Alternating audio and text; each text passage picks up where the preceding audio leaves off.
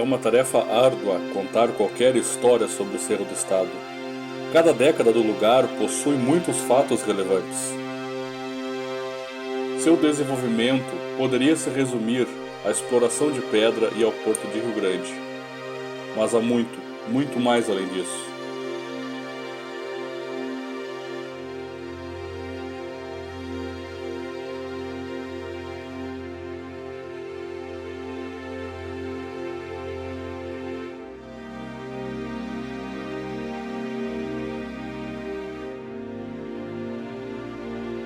Com base em jornais de época, no livro Pedreira do Capão do Leão de Jairo Costa e no blog do professor Joaquim, vamos contar, de forma muito lateral, como a mineração desse lugar e sua relação histórica culminaram neste ponto turístico esplêndido que a cidade possui.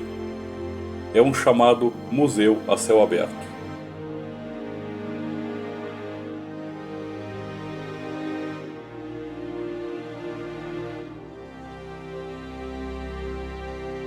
Em 1905, a presidência do Brasil decide contratar o engenheiro Lawrence Cortell para comandar as obras no Porto de Rio Grande.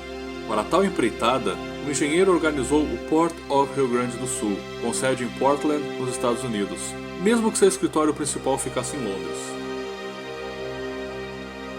Os anos seguintes foram de muita correria, realizando vistorias para desenhar a linha férrea que levaria as pedras, acertar orçamentos e até desfazer especulações.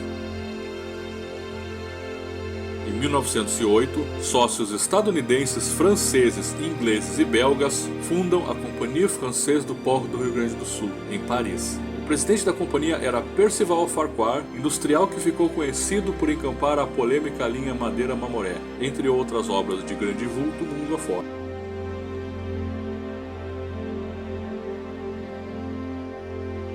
No mesmo ano de 1908, ocorre a construção da termoelétrica, uma das primeiras do Brasil, e chegam 2 guindastes trazidos da França que hoje adornam a entrada do Cerro do Estado. Em 1909, começam os trabalhos dos moles da Barra de Rio Grande. Inicialmente seriam tiradas pedras de Monte Bonito, mas havia pouca jazida lá e acabaram por encontrar farta matéria-prima em Capão do Leão, um lugar que era chamado Cerro das Pombas. Em 1881, registros da Câmara de Pelotas já citavam o Cerro das Pombas, um local que seria refúgio de índios remanescentes. Essa área foi adquirida pela Companhia Francesa em 1910, dos irmãos Eduardo e Gabriel Gastal, na parte bem atrás de sua chácara, onde hoje é o atual terreno do CTG Tropeiros do Sul. E essa área se estendia até a Fazenda da Palma, da família Rosa, que hoje pertence ao FIPEL. Foram abertas 2 estradas de acesso, onde hoje ficam as atuais ruas João Batista Gomes e Manuel Vitória. Nesse mesmo ano, a velha rivalidade franco-inglesa ocorre com o engenheiro Cortell sendo mandado embora das obras pelos responsáveis franceses. Os trabalhos para a construção da linha férrea são iniciados em 1910 e seguem até o ano seguinte, num ramal que descia do Cerro até o Teodósio e depois segue paralelo à linha antiga. São 86 quilômetros de malha. Graças a esse trajeto, vários comércios abriram ao longo do Teodósio. Haviam estações de apoio no Parque Fragata e na atual Consulate. Muitos terrenos foram comprados pela Companhia Francesa, inclusive onde hoje fica o cemitério municipal, construído em 1911. Em 1910, Capão do Leão tinha 700 pessoas. Por causa das obras, no ano seguinte, contavam 3.000 almas, com grande imigração de franceses, italianos, russos, uruguaios, etc. Em 1911, as atividades de exploração acontecem para valer. Nos primeiros 5 anos, foram 2 toneladas de blocos de granito, média jamais alcançada novamente.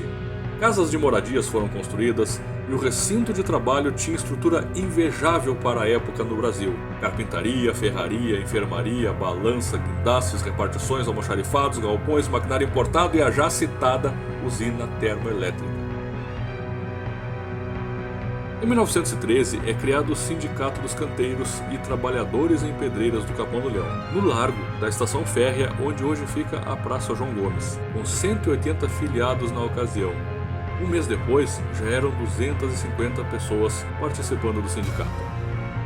Essa entidade fazia parte da Federação Operária do Rio Grande do Sul, da Federação Sul-Americana de Picadeiros e da Associação Internacional dos Trabalhadores. Em 1937, o Sindicato dos Canteiros foi declarado ilegal com o golpe do Estado Novo.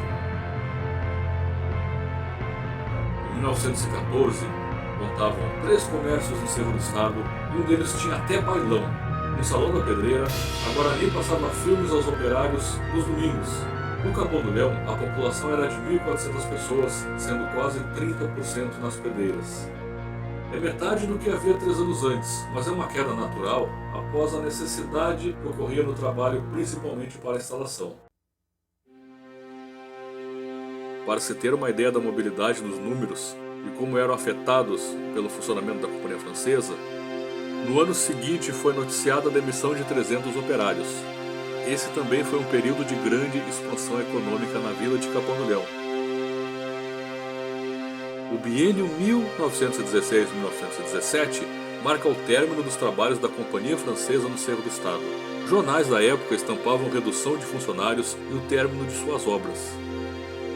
Este período curto de exploração e intensa produção deixou também um legado cultural que marca Capão do Leão, como a arquitetura belga presente no atual prédio do gabinete do prefeito, e muito, mas muito maquinário para vermos, com alto grau de conservação. Em 1918, o estado do Rio Grande do Sul encampa o local, já com vistas a novas obras no porto. Neste período, 16 famílias gregas chegam para trabalhar no Cerro do Estado. Em 1925 é feito um edital para arrendamento das pedreiras, e no ano seguinte a exploração é concedida para a Companhia Americana, com matriz em Buenos Aires, e essa companhia era membro da holding Pan American Industrial Corporation, com sede em Nova York. Com a chegada dessa nova empresa é construído um britador e uma máquina de cortar paralelepípedos, além da troca de parte do maquinário e algumas reformas na estrutura. Também, muitos argentinos chegam para o trabalho. Jornais da época também chamavam a companhia americana de Sindicato Anglo-Argentino, chefiado pela casa inglesa Thomson. Ainda que maior parte da produção das pedreiras siga sendo usada no Porto de Rio Grande, há uma diversificação de clientes, ocorrendo negócios para construções e pavimentações em Montevidéu, Pelotas, São José do Norte e Rio Grande. Também vendiam para outras construtoras, indústrias, igrejas, marinha e exército. Um exemplo, sabe-se que a estrada que liga a cidade de Córdoba a Buenos Aires foi construída com pedras made em Cerro do Estado. Em 1929, a Companhia Americana se propõe a construir rodovia entre Rio Grande e Pelotas em troca de passar alguns anos cobrando pedágio. No ano seguinte é concluída a ponte da linha da Pedreira, também inaugurada a Praça da Gruta. Em 1934, um ciclone destrói a usina termoelétrica, sendo restaurada em seguida. No ano seguinte, Capão do Leão é destaque na imprensa nacional por produzir grande parte das pedras que pavimentam Buenos Aires e Montevidéu. Em 1937, as atividades da Companhia Americana já estavam quase nulas. A justificativa dessa parada ocorreu no ano seguinte, quando a aviação férrea propôs arrendar a pedreira. De acordo com matéria da época, a parada nas exportações para o Prata foram determinantes para que o serviço diminuísse. Em 1939, ocorre a rescisão da concessão da Companhia Americana, quando havia em torno de 50 funcionários. Naquele momento, o estado do Rio Grande do Sul assume o local novamente. Em 1941 sai o decreto que incorpora patrimônio da pedreira ao acervo da Direção de Obras do Porto e da Barra. No mesmo ano ocorre a junção da linha férrea da Pedreira na linha principal, ali no Teodósio. A produção explode devido à demanda da Segunda Guerra Mundial. 2 anos depois é listado o destino do patrimônio das pedreiras. Em 1945, o estado mantinha mais de 50 funcionários e tem início o plantio de eucalipto para suprir carvão. Os anos 40 também foram de expansão social no Cerro do Estado. Em 30 de agosto de 1946 é fundado o Fluminense Futebol Clube. E no ano seguinte ocorre a construção da Capela de Santa Luzia. Também começou a construção da Escola Estadual João Luiz Faria Santos, que atendia filhos de funcionários e a vizinhança, e foi inaugurada em 1949 num evento da Delegacia de Ensino. Em 49, um ônibus passa a levar uma vez por dia as pessoas do Cerro do Estado a Pelotas. Em 1950, além dos trens, surgem caminhonetes para transportar e ocorre a construção da ferraria. É feito também o loteamento Vila Gastal, que é a atual Rua João Albuquerque, e há um crescimento demográfico constante.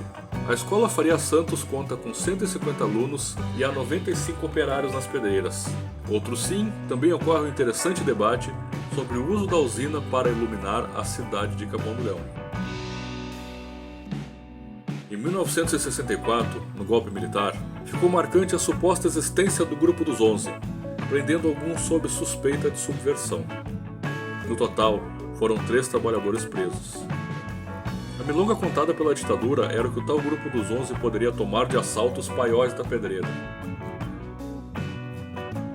Em 1968, surge o loteamento Vila Heloísa, e a atual Rua Edílio Pinheiro. Nesta época também ocorre a desativação da termoelétrica. Na intensa atividade social, em 1970 o Fluminense comprou uma TV preto e branco, a válvula, para a população do Cerro. Também havia exibição de cinema na sede do clube. No ano seguinte, a empresa Estersul foi autorizada a extrair pedra do local para a construção da rodovia BR-116 no trecho Pelotas-Jaguarão. Em 1972, a aquisição de máquinas novas e construção de ambulatório. A antiga usina é desativada e a pedreira passa a ser alimentada pela Companhia Pelotense de Eletricidade. Foi construída uma subestação no local próximo. 2 anos depois, a Sutepa passa a operar com extração no local para manutenção e construção de rodovias. No final da década de 70, as explosões de dinamite afetam a sede da vila. Pedras de até 15 quilos são arremessadas nas casas. O DEPREC, que é uma sigla para Departamento Estadual de Portos, Rios e Canais, uma autarquia estadual responsável pela pedreira, inicia os anos 80 somente com 50 funcionários. Neste período, dormentes foram recuperados para a linha férrea. Reformaram uma locomotiva e chegaram uma carregadeira, um caminhão basculante e um compressor elétrico. Em 1981, ocorre um incêndio na antiga termoelétrica e, no final da década, ao começo de transferência de parte do equipamento para Rio Grande, processo continuado nos anos posteriores. Em 1993, a linha férrea da pedreira é desativada. Hoje não há mais trilhos no trajeto do Cerro do Estado ao Teodósio. No mesmo ano, um consórcio representado pela Sutepa assume a exclusividade da exploração da pedreira. O ano de 1996 mostra um DEPREC com 22 funcionários. A mídia expõe o abandono do lugar. Nos 2 anos seguintes, funcionários aderiram ao PDV, Plano de Demissão Voluntária. Os que ficaram foram relocados para cuidar, por exemplo, de escolas estaduais. No início do século XXI, um consórcio de 4 empresas assume a exploração de pedras para a manutenção dos moles. O ano de 2009 registra a última exploração. Acidentes sempre foram uma constante em trabalhos de exploração mineral, ainda mais em época que EPIs e normas de segurança eram primitivas. Nas primeiras 2 décadas, os jornais registraram desastres dos mais variados. Em 1912, um desmoronamento quebra a perna do operário Dionísio Donick. Em 1914, uma explosão deixa feridos os funcionários Augusto Pereira e Miguel Gomes.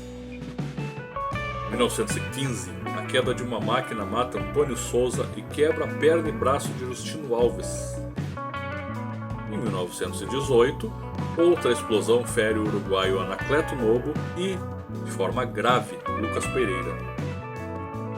Em 1923, pelo mesmo motivo, Juvenal Medeiros da Costa se quebra todo.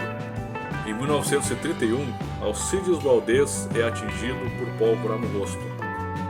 Para fechar, a trágica morte de uma criança no tanque da usina em 1940.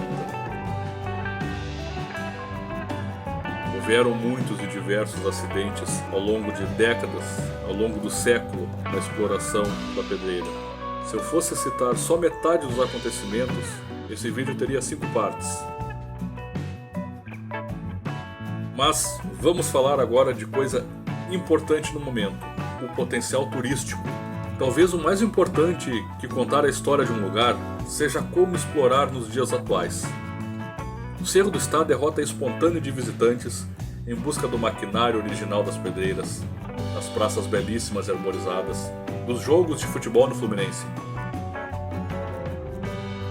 Em 2004 surge o Sonho de Natal, evento criado pela comunidade e que há quase 2 décadas figura no calendário oficial do município e já trouxe atrações das mais importantes e diversas. Nessas festividades se reativa um vagão a vapor para a chegada do Papai e Mamãe Noel e encenam um alto de Natal espetacular. Durante o Sonho de Natal, em 2009, também ocorreu a 2ª edição do Festival Levante da Canção Gaúcha. Já a Jazida de Granito é fundo de pano para diversas filmagens, como casamentos e videoclipes. O Cerro do Estado também é rota obrigatória de bikers, motociclistas, acampadores e turistas de aventura em geral. Também é lugar de procissões católicas, vigílias evangélicas e celebrações umbandistas. Então é isso, o resumo do resumo. Leiam mais nas fontes indicadas na descrição, é história que nunca acaba. Algumas pessoas devem se perguntar por que não falamos sobre os cortadores artesanais que ficam no Cerro do Estado. Sobre este graniteiro haverá um programa específico. Muito obrigado por assistirem até o final. Se gostou, dá um like, comenta. Se puder compartilhar, vai nos ajudar bastante. Buenas e até a próxima.